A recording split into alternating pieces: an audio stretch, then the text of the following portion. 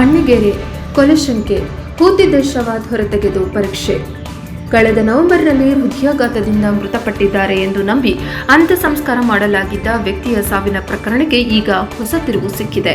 ಪೋಷಕರ ದೂರಿನ ಮೇರೆಗೆ ತಾಲೂಕಿನ ಭದ್ರಾಪುರದಲ್ಲಿ ಹೂತಿದ್ದ ಶವವನ್ನು ಬುಧವಾರ ತಹಶೀಲ್ದಾರ್ ಮಂಜುನಾಥ್ ದಾಸಪ್ಪನವರ ಸಮ್ಮುಖದಲ್ಲಿ ಹೊರತೆಗೆದು ಮರಣೋತ್ತರ ಪರೀಕ್ಷೆ ನಡೆಸಲಾಯಿತು.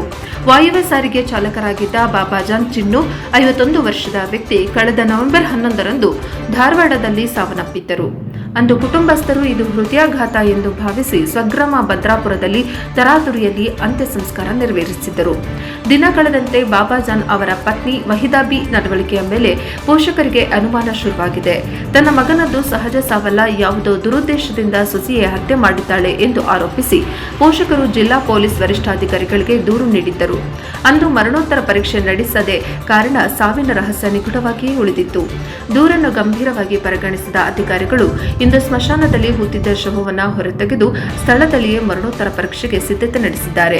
ವರದಿ ಬಂದ ಬಳಿಕವಷ್ಟೇ ಬಾಬಾಜಾನ್ ಅವರದ್ದು ಹತ್ಯೆಯೋ ಅಥವಾ ನೈಸರ್ಗಿಕ ಸಾವೋ ಎಂಬ ಸತ್ಯ ಹೊರಬರಬೇಕಿದೆ.